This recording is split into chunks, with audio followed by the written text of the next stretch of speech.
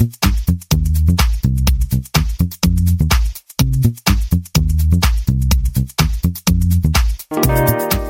everyone, welcome to the 242nd episode of the Internet of Things podcast. This is your host, Stacey Higginbotham, and your co-host, Kevin Toffel.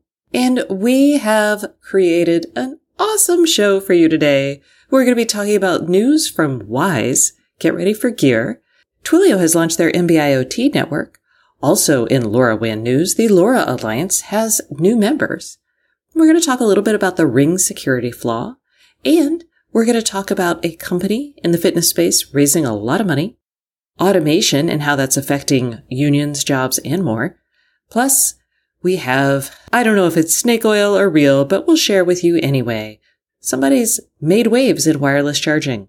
We also will hear from our sponsor, Legrand, and our guest this week is Michelle Chambers-Turner, who is head of ecosystem at Google Nest. She's coming along to answer all of our questions about that awkward changeover, plus give us some insights about how Google's viewing privacy and how it wants the local SDK to work.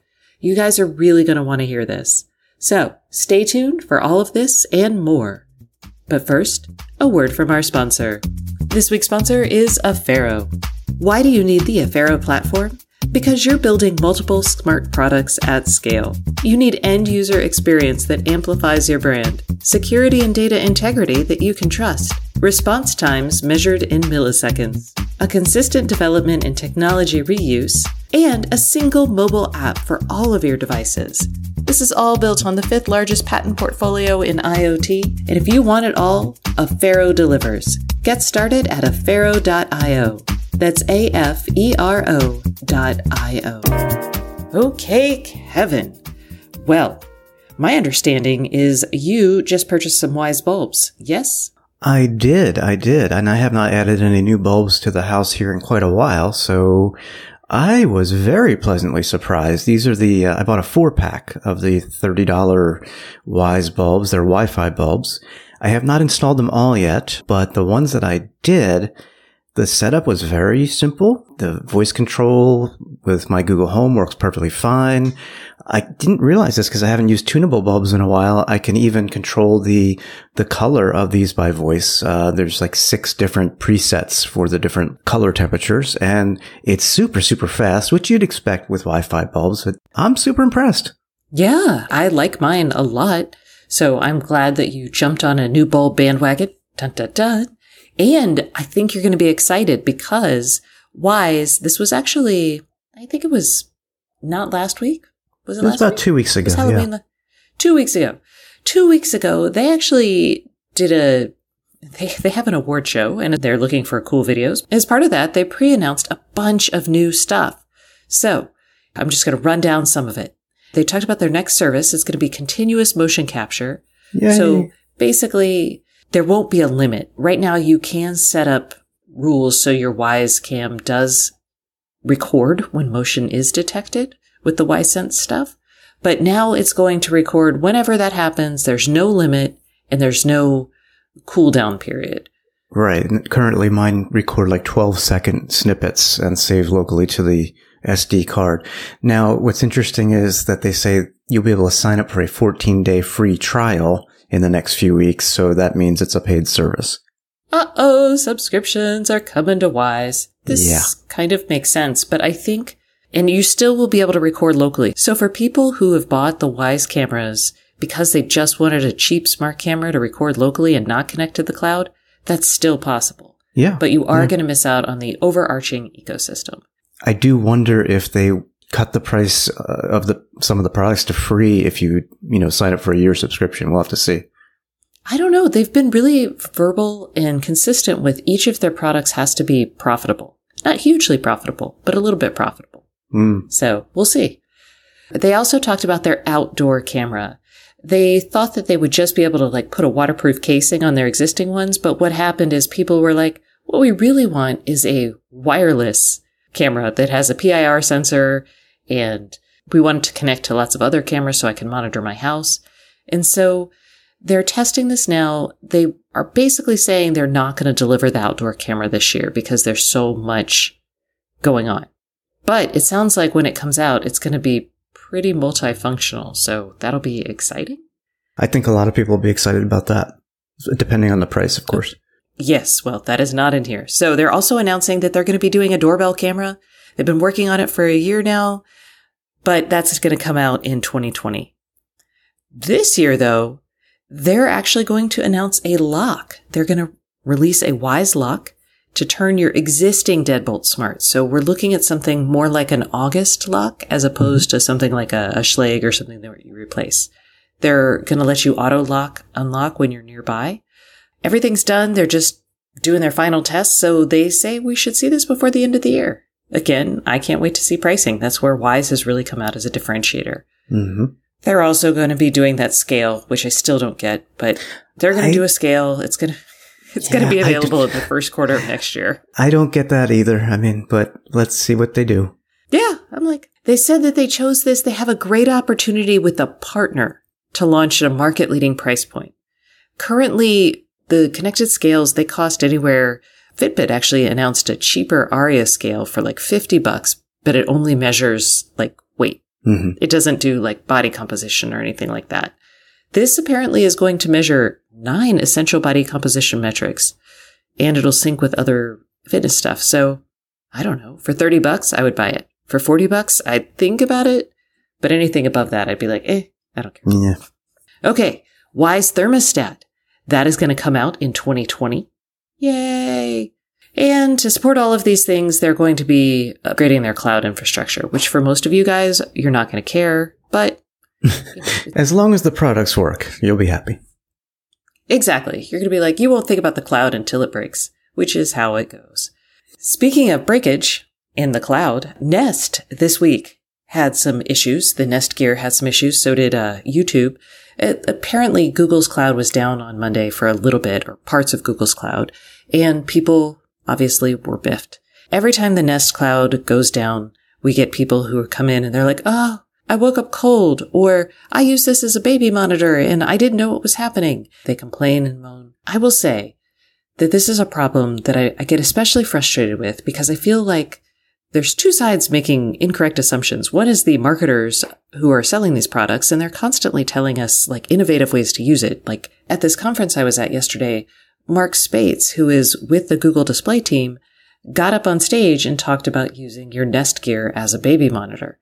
And obviously, it's not robust enough. When you have traditional wireless baby monitors, they use proprietary frequencies. You don't get the convenience of Wi-Fi, but you do get the convenience of it working when the cloud goes down. All the time. Yes. There's no cloud. I was going to say, I feel bad that consumers, you should know better. But if Google's actually telling you that you should use it this way, then shame on Google. And not to pick on Google, that's just, in this case, that was the example. But this is pretty commonplace that marketers oversell the benefits of these connected devices. Yeah, I think it comes with the whole cloud mentality, though. We've got the 5 nines or better reliability. We've got redundancy built in place, data centers all over. But that doesn't matter when like several data center areas and services go down. And there were a bunch on the East Coast in the Google Cloud area. A lot of their services that are required for these devices just were not available for about 3 hours. So it's the cloud mentality, and it's just, we're not there yet. And I don't know if the solution is to build, like, to deprecate the service. So maybe instead of video of your baby, you still get like the audio. For example, if you're using a baby monitor, maybe there's a dedicated product that they want to put out. And maybe in that case, the radios back up to something that's a little bit more redundant for audio. Even for video, I mean, a lot of people, their video is stored in the cloud, so I get that part.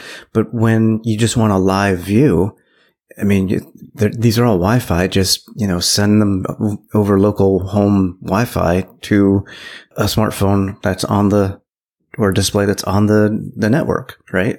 Just fall back to local live streaming. Maybe if you're going to market this as a baby monitor, you need a fallback. And that makes sense even for things like doorbells. I don't know. Yes. Maybe that's where we're going to be headed. Okay. Let's talk about low power wide area networks. Woo! Most of you know this, but just in case you don't, these are networks that send little bits of data over long distances. They're an unlicensed version of cellular in a lot of ways. But there are also cellular options such as NB-IoT. And this week's big news is Twilio has actually opened up its NB-IoT platform for wide availability. They announced this platform about a year ago. They're working with T-Mobile, and they're providing developer boards and really good pricing plans for people to build products on their NB-IoT network. Some of the pricing plans for this, Kevin, you want to talk about those? Yeah. So if you use their developer platform with their developer kit, the Arduino-based board and sensors and such, it's now available $2 a month for a developer plan or $10 a year. If you do this at scale, it's $5 a year per device. But if you do like a 5-year production plan now, it's $8 a year for like an individual device, but $4 a year at scale. So, if you're building out massive amounts of products with this, it's obviously very cheap. So this is a really good option for people. We get a lot of people asking about mailbox sensors. And this would be probably a good option for connectivity for something like that if you want to build it yourself. Or if you're wanting to put into production a mailbox sensor, because this is going to be farther from the home Wi-Fi network. So Wi-Fi might not work. It's low power. And this is really cheap pricing. So you could just take one of these boards, attach a light sensor, open close sensor, figure out the sensor that works for you, and then voila. Yeah. Then, of course, you do have to worry that your mailman, your postal worker might be like, is that a bomb in the back of the mailbox? That's not cool, guys. So you might want to give make them sure a it doesn't heads look up. like a bomb. Also, in wide area connectivity, the LoRa Alliance, which operates LoRa networks, they manage the standard for it, rather. They announced a whole bunch of new members, including Amazon and a German company, Netzy. I don't know what that is, but Amazon is actually a sponsor level member. They could be on the board of directors, participate in voting, etc. They also added a bunch of contributor level members, including Arduino, Dish, Intel, ThingStream, and others. So this is kind of a big news. Amazon is probably interesting. When I saw this, I was like, hey, what does that mean for Sidewalk, which is Amazon's connectivity, proprietary connectivity thing that they launched or talked about back in September, actually. Mm-hmm. But Amazon they let developers connect devices using LoRaWAN to AWS IoT. So they offer people development boards that will connect to the Amazon cloud. They use the Things network. I don't know if this is related to anything exciting on the Sidewalk side. It might just be like ways to get your stuff to Amazon's cloud kind of perspective. That's the thing. I can't figure out if they're doing two separate things here, with their Things network and the LoRaWAN network, and then Sidewalk is separately, right? Right now, we know that Sidewalk uses something proprietary. Mm-hmm. We also know it uses chips that are already available. So Amazon's been very cagey about what this is. They've built a protocol on top of existing RF baseband chips. Mm-hmm. So it could be software updatable to be focused on LoRa, or maybe it's like LoRa, but a little bit more secure. And that's why they're joining, because they want to promote this secure link. Or it could be completely unrelated and Amazon is hedging its bets. So I think it's the last one. Information. I think they're hedging. That's fine. Hedging is good. That makes sense in today's crazy, ever-changing world. Right. All right. I guess sort of related to Amazon since they bought the company. But Ring this week had a security flaw that was actually a big deal in that it shouldn't have happened, but it's less of a big deal because it is a harder hack to do. They have a security flaw. Kevin, you want to talk about what it is? Just to be clear up front, this was disclosed to Amazon and Ring, and it has been patched, so don't panic. But apparently, for quite a while, the network setup for the Ring doorbell, when you would connect the device to your home network, the credentials were not encrypted. So anybody who was sniffing around at the exact right time and within range could then get access to your network credentials and hack around in your home. But again, it's been fixed. It's still just it's just another example of not using encryption in a scenario when you should always have that type of information encrypted. So. Right. I mean, if there's a password being transmitted, encrypt it. Exactly. Ring launched back when security was not the focus of IoT devices. And I can see, cut and paste code experiences into devices as you go along without having, I feel like a regular security audit probably would have caught something like this. Mm-hmm. So the moral of this story is, hey, maybe do a security audit on all of your devices, especially if you launch them. If you started building these things before 2016, when everyone started paying attention to IoT security, maybe 2017, then maybe you should go back and get like a hardcore security audit done. Because some of these things, it's like, you really shouldn't be doing that here in 2019. Yeah. Before then, I feel like, oh yeah, of course they did that. Who cares? It was so laissez-faire back then. And also, if you have devices from the early IoT era, I'm interested in your take on this actually, Kevin, because a couple weeks ago, I put this in the newsletter, but we probably should have talked about it. Philips Signify, the company that owns the Philips Hue brand, they apparently are, as of the end of April of next year, your version 1 Hue hub isn't going to work anymore. You're not going to have remote access to your lights or anything like that if you still have that hub. I bought my hub that did that back in like 2013, I believe it was. Mm-hmm. And I didn't see this at all. I saw no mention of it anywhere. Hue did not do a great job talking about it, but they also put out end of life plans. So they're going to support the Hue version 2 bridges. So that's the HomeKit bridge and version 3 bridges 3 years from the date of purchase. So my current Hue bridge is actually out of scope for their updates. Right. As of now. It talked about doing that for all devices. It doesn't say that all the light bulbs are still supported. So nobody panic. This is only for the hubs right now. But it implies that these rules do count for all of their products, which means at any point in time now, my light bulbs, Hue could be like, we're not into supporting them anymore. Light bulbs are something that are supposed to last for they're LED bulbs. They should last for 22 years. Right. So unfortunately, some companies are taking the approach of software expiration and support from the consumer phone, computer, and tablet market, because a lot of devices have a pretty limited lifespan in terms of support in those areas. They also limit their functionality. You don't want to, it's getting different now, but for a time, 5-year-old smartphone wasn't going to run any of your cool apps, right? That's true. But still, I look at it as the home is a different place, because your home is not a disposable thing like a smartphone. I'm not saying we should, throw smartphones away and buy new ones every year. I'm just saying your home is, a long-term investment, and anything you put in the home, especially when it comes to like light bulbs that can last 20 years, I would think are a long-term investment. So these companies have to find a way that, okay, it's fine if you want to, sunset a hub or something like that, but you got to start thinking about making these hubs more software updatable. Make sure you have the right radios in there from the beginning, so that people who buy light bulbs, if they have to rotate their hub every 5 years, okay, I'm not thrilled, but okay. But the light bulbs, no, that should not be happening. Okay, and it isn't. To be clear, the light bulbs are fine for now.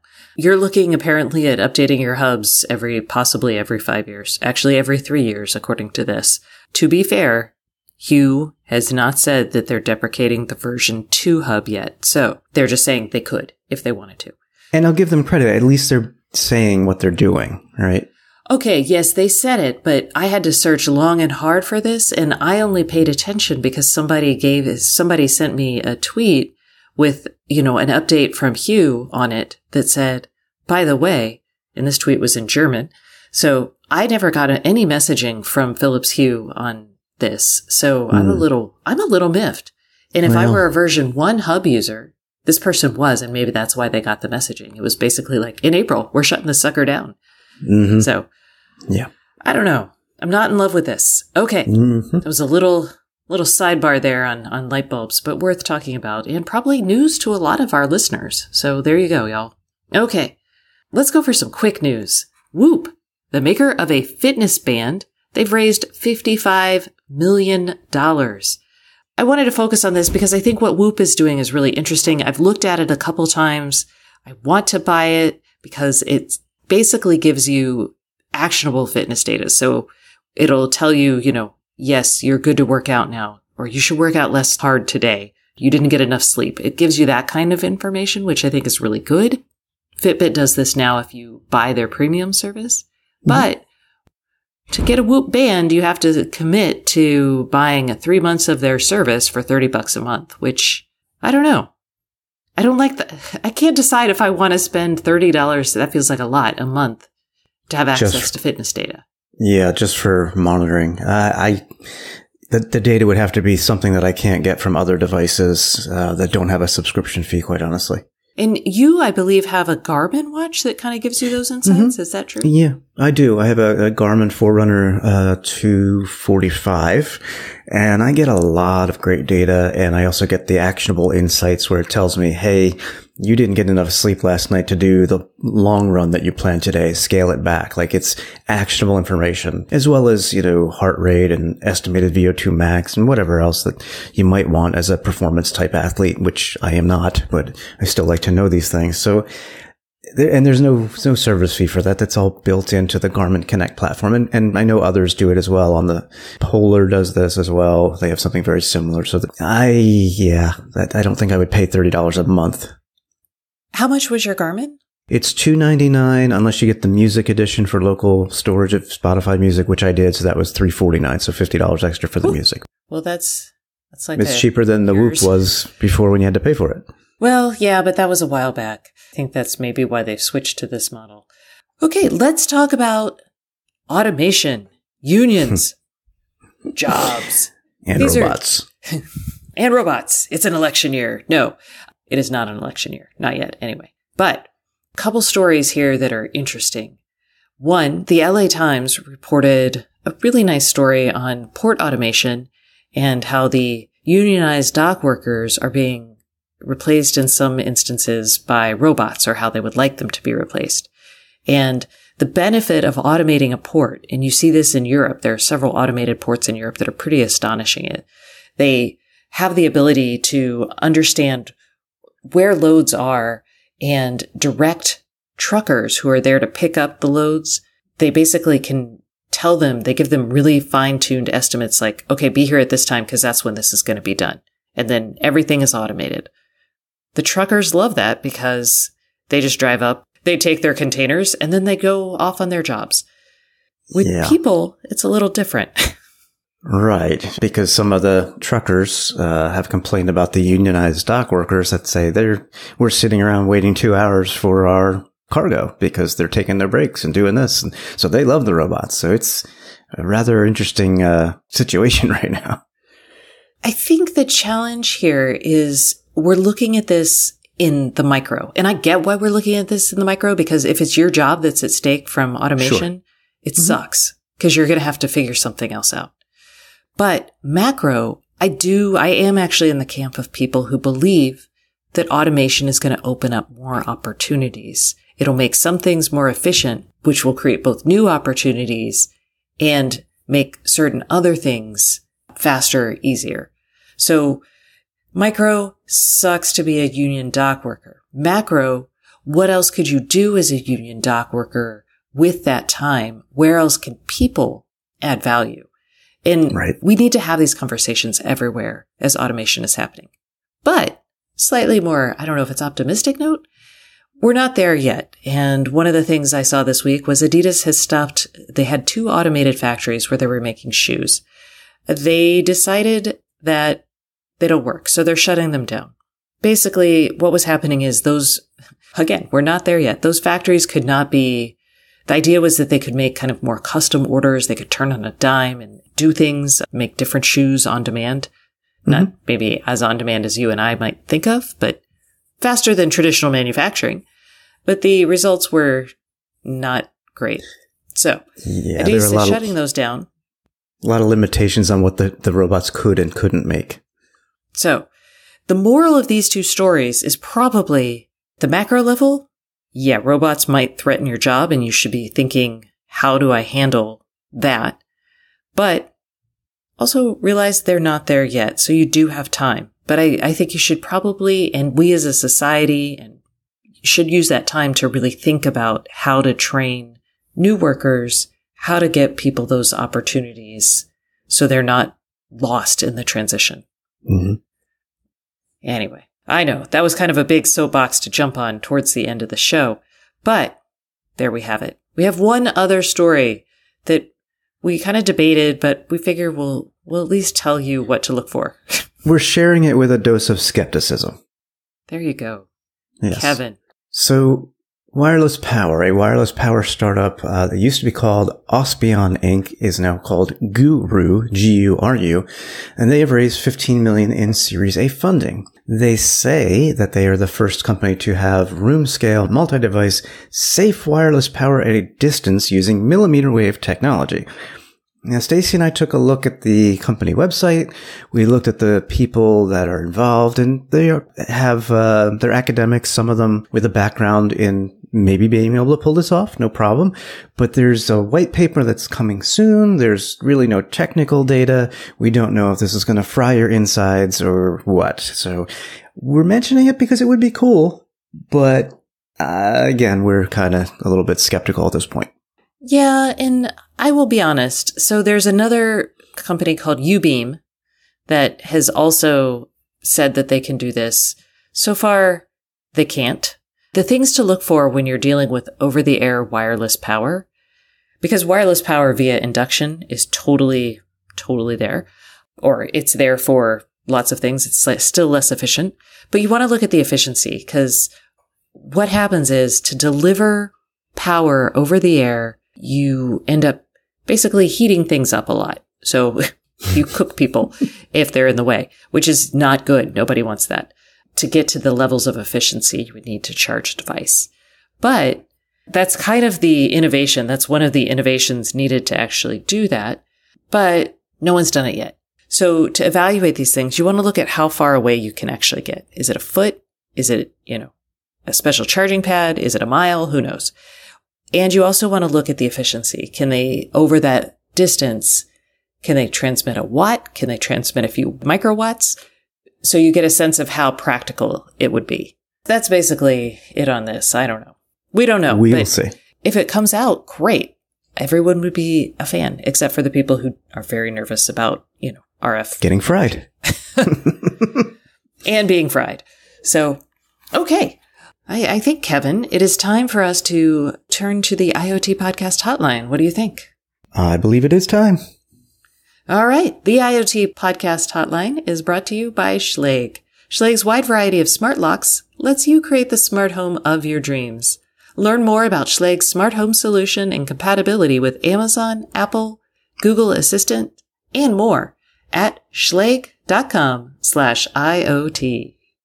And if you call and leave us a voicemail, you will be entered to win this month's contest prize of a Schlage lock. Yay! To enter, you just need to give us a call at 512-623-7424 and ask us your question. And then that's it. Ta-da!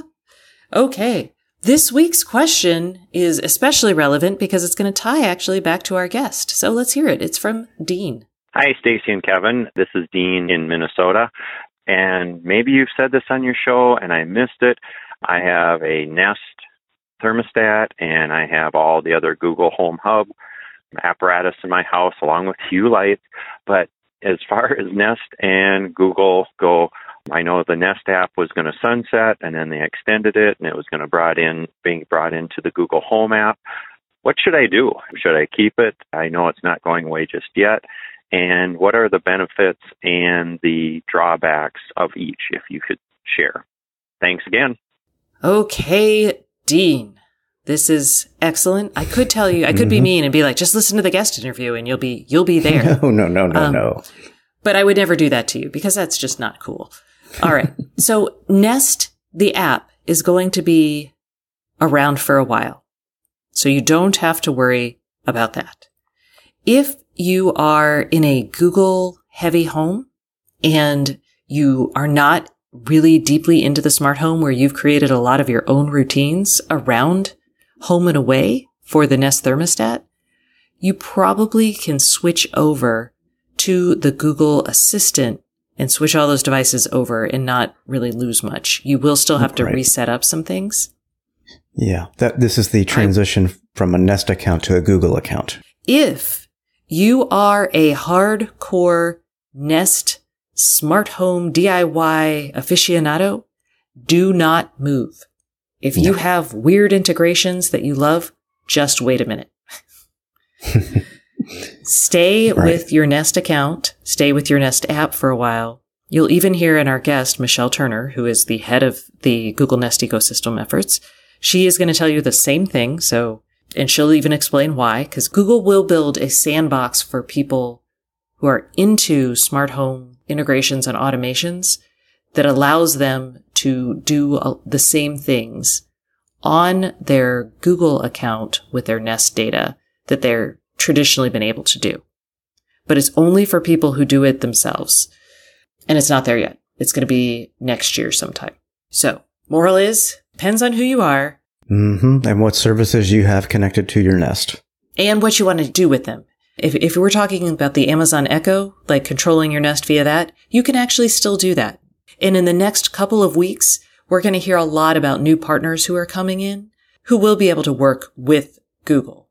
So stick around you can either move right away if you don't have really anything except for controlling your Nest thermostats. And if it's like your Amazon Echo, that's fine too.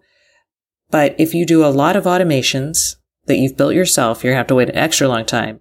And if you've tied your Nest to a bunch of different devices, you may want to see when those other ecosystems get approved to work within the new Google ecosystem.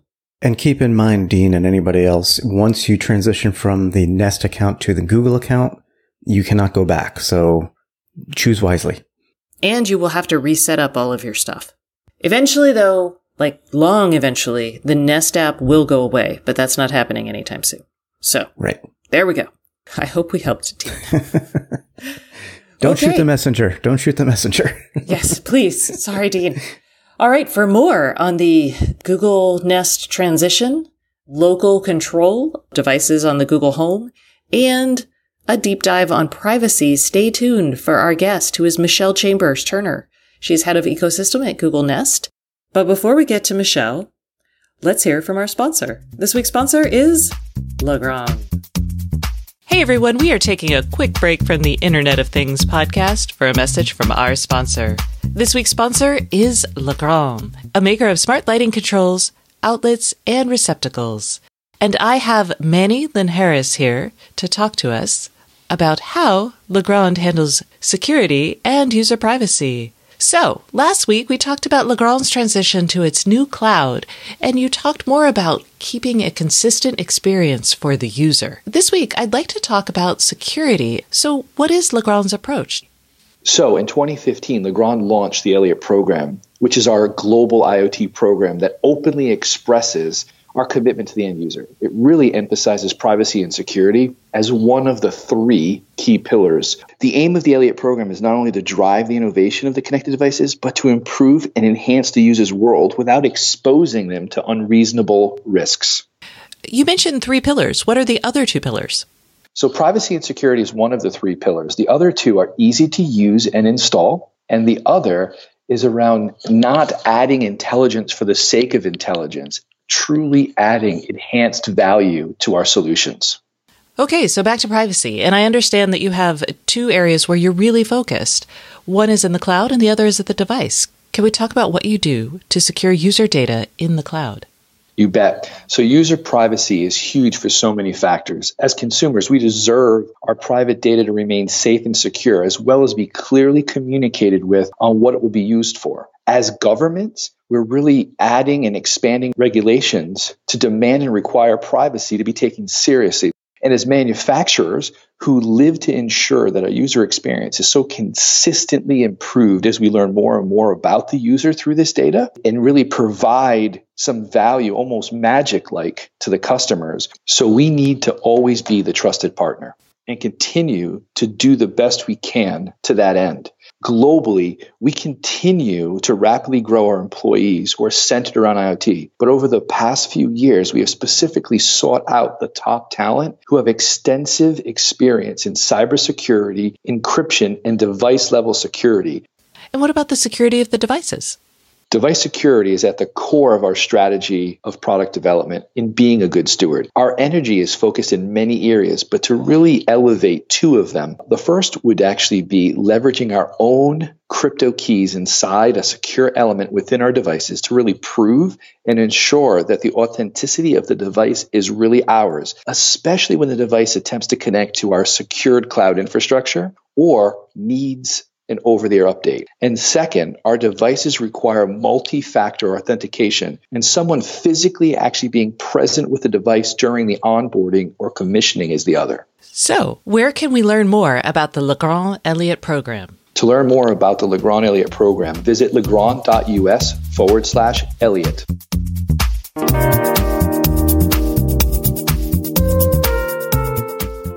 Hey everyone, welcome back to the Internet of Things podcast. This is your host, Stacey Higginbotham, and our guest this week is Michelle Turner, who is Senior Director of the Smart Home Ecosystem at Google. Hi Michelle, how are you today? Hi Stacey, I'm great. Thanks for having me. Oh, I'm so excited. I say that about a lot of things, but I am really excited about this because I am surrounded by googly things and I have so many questions. And I know our audience is also surrounded by googly things, and they have so many questions. So we're going to hit the first big topic, which is back in May, you guys said that you were going to kill the Works with Nest program. And then a few days later, you were like, okay, maybe we won't kill it entirely. You can still stay on it, but we're going to move everybody over to the Google Assistant program. And then that has since happened, and people are a little confused. Some people moved over just fine. Some people are not moving over. But what was behind this? Because this was a big disruptive shift for you guys and for everybody who's playing with the industry.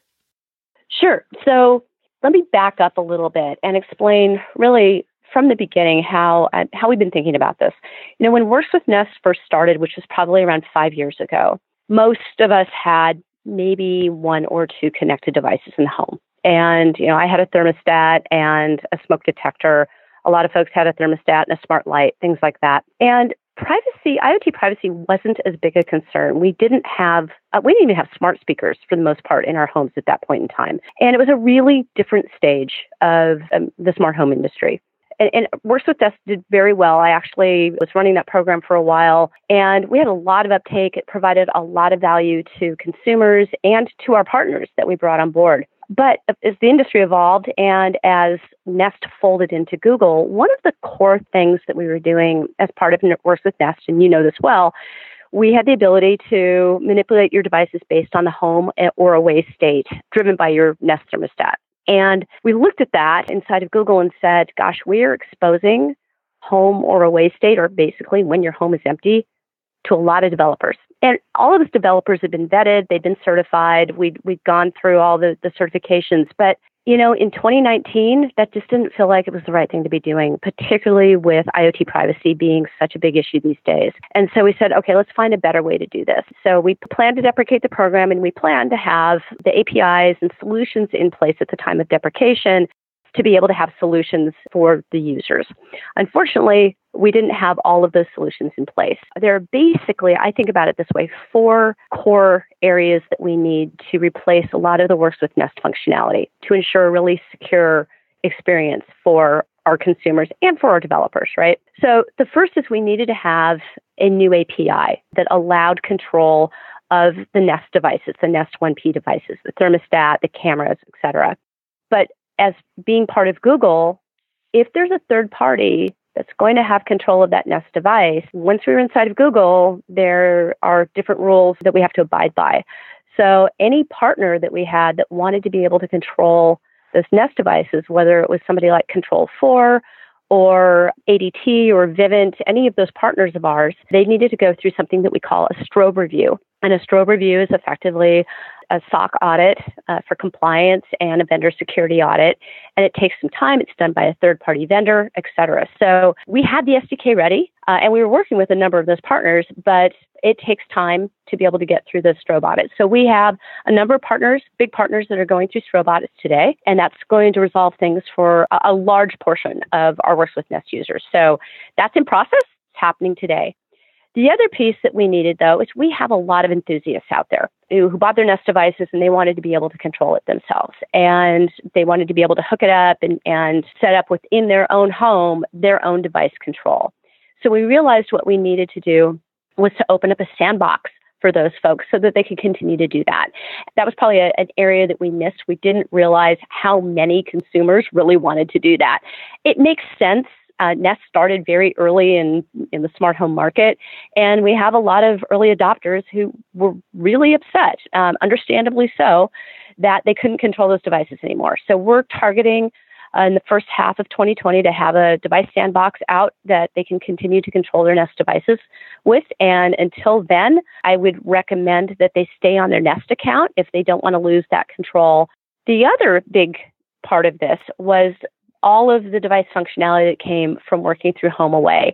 And our partners had set up the ability to turn on your lights when the house went into home mode, or when motion was detected by the camera, turn on the lights. And as you and I both know, there are a lot of those different types of integrations from some awesome partners. But this has really got into the crux of the privacy issue as well. This is where we don't want to expose HomeAway state anymore. And so we are re-architecting that. And that's the part that's really being pulled all under the Works with Google Assistant program. And we're going to be changing the way that functionality works. We're looking to have that functionality in place probably towards the end of the first half of 2020. And we're actively working on that right now. And there's really two elements of this. There were some things that were just basic automations. And it was things like when the smoke detector went off, your hue lights would flash red. Really great safety functionality. That's not dependent on HomeAway.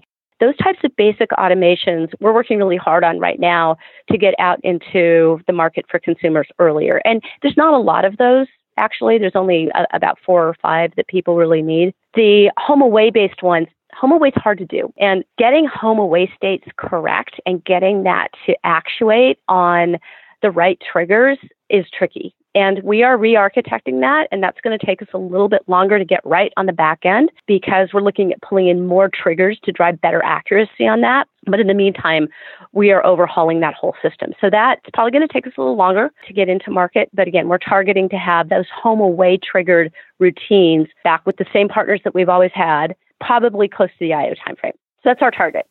Let's talk about home and away and making that more accurate. How are you going to make that better? And does this mean I'm going to need like an entire ecosystem of Nest devices? And how will you communicate to people how that's going to work and what will be used? Because I know that's part of the new Google effort towards talking about device capabilities and all around user privacy and such. So now we're sitting in 2019, 2020. We have a lot more signals to pull from Nest devices in the home. If all you still have, the only Nest device you still have is a thermostat, it's going to work pretty much the same way that it did before, right? We'll have a presence trigger, and you can choose to give us your geofence data. And this is where, at least in my home, I have teenagers, and not all of my teenagers had their phone number tied into our geofence information. And frequently, teenagers sleep in a lot, and in the summer, they would be sleeping in, and the home would go, no one's here, because they didn't have the geofence information. They didn't know where the phone was. And, nobody had moved by 10 o'clock in the morning. My husband and I were out, and it would start to set the home to away when we actually had somebody at home who was still asleep, right? And that would happen if you had visitors. That would happen if you had, if grandma was over and her phone wasn't tied into it. So we're looking at, can we add, we'll continue to use geofence, and we'll continue to use the sensor triggers from the PIR sensors that are there.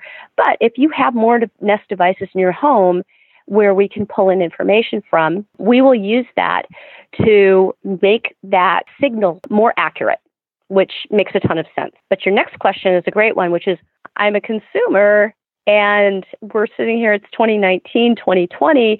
We want to understand, Google, what information are you collecting from me to be able to provide this understanding of my home away state. And we're working really hard right now on actually the UX that will be in the app, and it's going to tell you and let you pick exactly what triggers you want to have feed into that state. So if you want to pull in geofencing, just like you can with the Nest app today, you can do that. If you want to be able to use sensing from a display or a speaker or not, you can choose that as well. So we're going to have a list of devices, and you, the user, will be in control of what devices will trigger that home away state. And I think this leads a lot into where we're going with privacy in general, because what we want to be able to do with privacy is give the users control over the information that they're allowing Google to have and when they're allowing Google to have it. And we feel that that's super important to our privacy principles. Okay. And we're going to talk about that. And I think the best way to do this is probably to talk about Google's overarching feelings about privacy and going forward, not just in the wake of regulations, but also in the context of building these smarter homes and having more devices, gathering more information. So I'm not the overall privacy person for this at Google, but I can tell you within the context of the smart home and the smart home ecosystem, what we're thinking about. As part of smart home, we have a ton of sensors in the home. If you have a home security system today, you've got a ton of sensor data that's going into your security system provider. Same thing with smart home. The more devices that we put in, the more sensor data that we have, the more understanding we can gain from that. And we are really doubling down on a couple of things. First of all, that data belongs to the consumers. And if the consumers want Google to be able to use that, we want to get explicit permission from the consumers that we're able to use that. And so we've opened up our privacy policies, and our consent flows have changed so that you understand the data that you're giving to Google, and you can choose what you do not want to give to Google. At the end of the day, I think it boils down to giving consumers control and doing it in a way that's in plain language that they can understand, not hidden by some, crazy legalese that's really hard to understand and that you're just clicking through. And also within our settings, making it easy for consumers to go in and change that. If they decide one day that they don't want to expose home away state like geofencing data to Google anymore, they can just go in and turn that off. And they can do that today with the Nest app, but we want to make that true for any of the devices that are collecting information as well.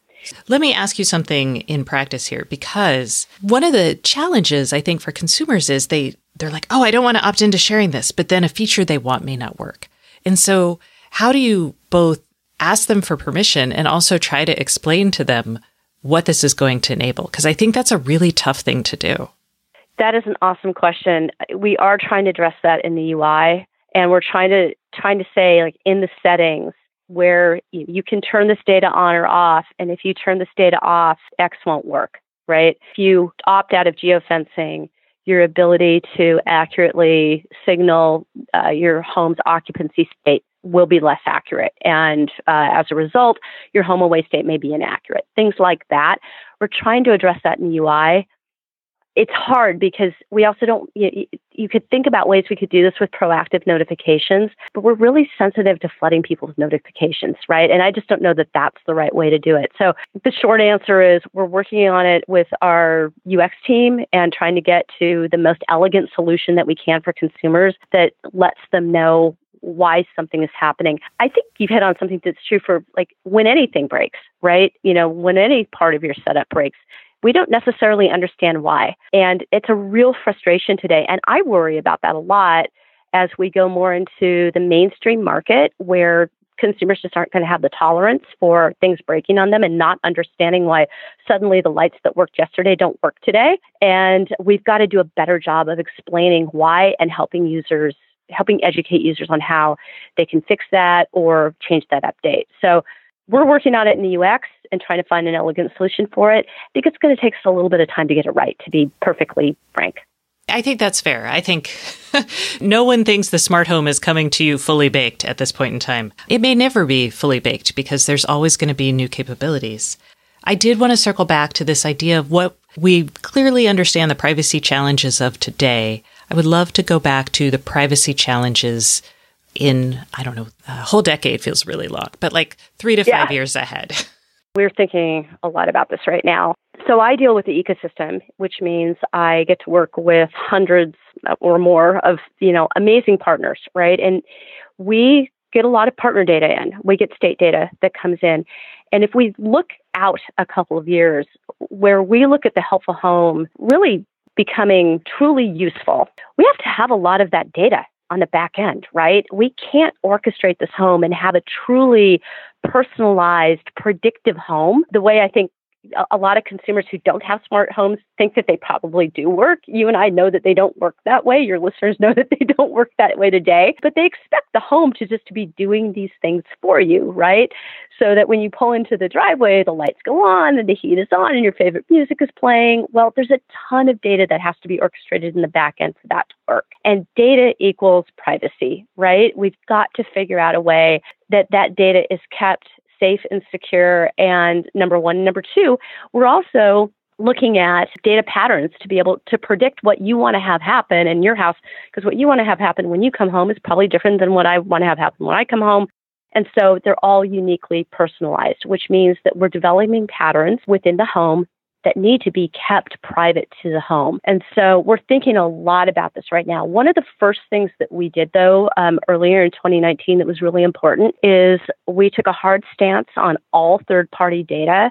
All of our information is stored in something that we call the home graph. And that the home graph understands effectively the number of rooms in your home, what you've named them, the devices that you have in those rooms, and it's where we keep state data. Well, we pulled out any of that state data that's in the home graph is never logged by our ad system. We've completely cordoned that off from being able to get into any of the other Google databases.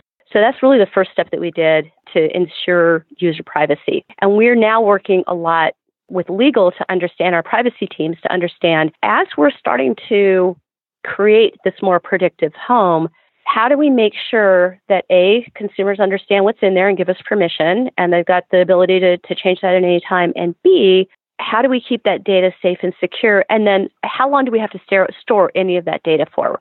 Right now, state data is ephemeral. We don't keep it for very long, and it doesn't even make sense to keep it if you think about it. Like, the state of your light bulbs at 7 o'clock this morning was only really relevant at, like 7 to maybe 7:15 this morning. We don't need to keep that data. It's not interesting. We do build models off of some of that, but even that model data is not something that we need to keep around. So, one of the true principles is we don't want to be storing user data for any longer than we absolutely need to, but we do need to figure out how to get these accurate models built and continue to refine these models. So I think that's what we're looking at really hard right now. We don't have all the answers, but it is what we're looking at. And I think as the industry goes forward, we know this is where we want to go with this, right? This is the manifestation of the truly helpful home and really the vision of smart home that we're all working towards. Keeping that individual home data isolated just for you and you totally in control of it is what our aim is. And that's the commitment that we have to users. We'll do that. So we're working through some of this right now, but at a real high level, that's our commitment. Does that make sense? It does. It makes total sense. And I'm glad you clarified a lot of that. That was helpful. Maybe not as helpful as my home of the future, but still very helpful. Okay, so let's switch to something that I think is super exciting. Y'all talked about it at Google I/O in May. You talked about creating this new local SDK, and I would love to hear where you're hoping to take that and the status of kind of your local efforts today. So I'm also super excited about this. This came out of a couple of things. First of all, we all deal with a lot of latency in our smart devices today, more than we want. And one of the things that we can't control are latency within the clouds talking to each other. So many of these devices, right? They connect over the clouds. And there are so many things, as you and I both know, that can cause cloud latency. It can be a bad Wi-Fi connection in your house. It can be a partner cloud going down. But what we've noticed over our first couple of years building the ecosystem is that the latency was really a big problem. And so we started thinking, okay, how can we solve this? And the other thing we really wanted to tackle in this is making it easier to get these devices set up. When I set up my first smart light, it took me 30 minutes. And that was me. And I knew how to pair devices and all of that. It shouldn't take anybody 30 minutes to set up a light bulb. And it's better today. That was a few years ago. And so there were really two ideas here that we had. One was, how do we streamline setup because if we're going to get mainstream consumers to start using these products, setup has to just work, right? It has to be simple. And number two, how do we solve this latency problem? Because if I say, okay, G, turn on my light and have to wait 3 seconds, that is not helpful. It's slower than, flipping my light switch. And so those were the two big things we looked at. So we started working on what we call the local home SDK. And there's two elements of it. One is just basic local execution, which allows you to go from the device directly to any Google Nest speaker or display based on Cast. It uses the Cast SDK in the background to do this, including any of the original Google Home devices as well. Any Google Play or speaker that you have in your home can be used as a hub for this. So you don't need to have a separate hub, which is great. And you get simpler and faster execution on these devices. Now, we opened this up at Google I/O, and we've been working on actually the developer console and getting all the tooling out there for developers to be able to use this. But we have about 30 to 40 developers that are in process with this right now. And we're hoping to have them live end of December, the beginning of January. I can't give you the names right now, but we have a number of big ones that are coming out this year and a number of smaller ones as well. So if there are developers out there on the Google Smart Home ecosystem that want to take advantage of this, just go to the standard Smart Home Actions console and you can get access to it today and start your project and start going local with us. So that we're really excited about because we're able to get moving on that very quickly. The other side of this, though, is seamless setup. And the way the seamless setup piece works, Stacey, is from a user standpoint, all I have to do is plug in my Google Home speaker display, or if it's already plugged in, you're already set. Screw in my light bulb. Today, it's only working with light bulb, and we are getting it working with plugs as well. We are going to be adding LifeX bulbs and TP-Link plugs as well. So you just get the device, whatever device it is, activated, and you go into the Google Home app, and it'll detect the devices on the network, and it'll say, do you want me to set this up for you? You tap on it, and it sets it up automatically in the background, and it takes less than a minute. And it's so slick and smooth. This is the thing that for consumers, I'm super excited about because they don't always notice the latency, but the setup piece is still so challenging. So we are really excited about being able to extend that program, but because it requires app work on our end, we aren't able to go open to all developers yet, but we are trying to work with a lot of our top partners on this to get that out into more devices. So we're live with GE, with Philips, and with Ledvance, and we've got some other big partners that are lined up to go live with through the course of this year and the beginning of next year. Awesome. Well, I cannot wait to see more partners on the local effort because I am one of those latency sensitive people, or maybe I'm just impatient, whichever. And Michelle, thank you so much for coming on the show this week. Stacey, thank you for having me. This was really fun. I'm delighted to have been part of your show. That's it for this week. Thanks so much for listening. And remember, if you'd like more IoT news, sign up for my newsletter at staceyoniot.com. We'll see you next week.